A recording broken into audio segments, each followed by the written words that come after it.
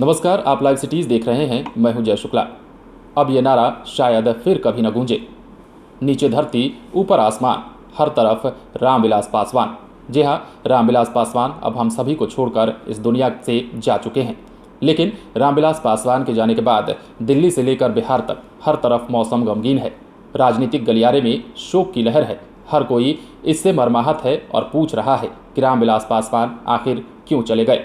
जी हां, रामविलास पासवान के जाने के बाद पटना स्थित उनके लोजपा कार्यालय को दुल्हन की तरह सजाया जा रहा है।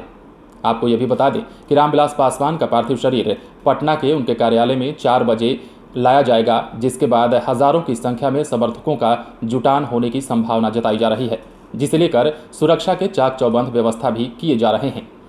आप तस्वीरों में देख सकते हैं कि किस तरह फूल मालाओं से पूरे कार्यालय को सजाया जा रहा है। आपको हम कार्यालय के अंदर की तस्वीर भी दिखाते हैं, जहां रामविलास पासवान का चेंबर हुआ करता था। रामविलास पासवान इसी चेंबर में बैठते थे, जिसमें उनकी कई यादों के तौर पर तस्वीरें लगाई गई हैं। और उन तस्वीरों में आप देख रहे होंगे प्रधानमंत्री नरेंद्र मोदी के साथ भी उनकी तस्वीरें हैं, राज्यपाल और नीतीश कुमार के साथ भी तस्वीरें हैं, और बराक ओबामा के साथ भी उनकी तस्वीरों के साथ साथ कई ऐसी तस्वीरें हैं जो अब यादों के तौर पर सहेजे जा रहे हैं।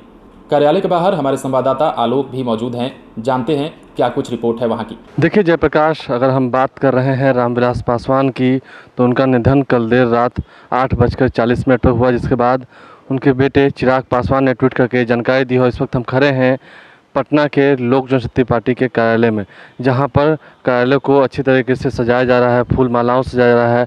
आपको पता है लोजपा के संस्थापक रामविलास पासवान आज अंतिम बार अपने पार्टी कार्यालय पहुंचेंगे। उनका पार्थिव शरीर लाया जाएगा। करीब शाम के 4 बजे का समय बताया जा रहा है जब उनके पार्थिव शरीर को लाया जाएगा। साथ में उनके परिवार वाले भी रहेंगे। और उससे पहले दफ्तर में शोक का माहौल है। जितने कार्यकर्ता हैं वो हताश होकर बैठे हुए हैं, गम का माहौल है। अगर हम बात करें उनके पैतृक गांव की, तो उसकी तस्वीरें भी कल रात से ही आपको दिखा रहे हैं। खगड़िया के शहर बनने की तस्वीरें आप तक कल रात से ही पहुंचा रहे हैं।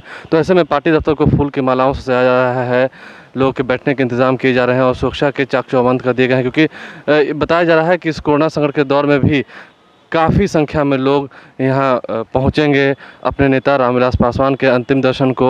और फिर जब अंतिम यात्रा निकाली जाएगी, उसमें भी हज़ारों की संख्या में, कह सकें उससे भी ज़्यादा समर्थक जो हैं जुटेंगे अपने नेता के अंतिम यात्रा में। तो ऐसे में रामविलास पासवान के निधन के बाद राजनीतिक गलियारों में शोक की लहर है। बिहार की राजनीति का एक बड़ा अध्याय अब समाप्त हुआ है। और ऐसे में रामविलास पासवान का पार्थिव शरीर आज सुबह दिल्ली उनके आवास पर लाया जाएगा। उसके बाद देर शाम होते होते पटना लाया जाएगा हवाई जहाज़ से। उसके बाद ही पटना में लोग उन्हें श्रद्धा सुमन अर्पित कर पाएंगे।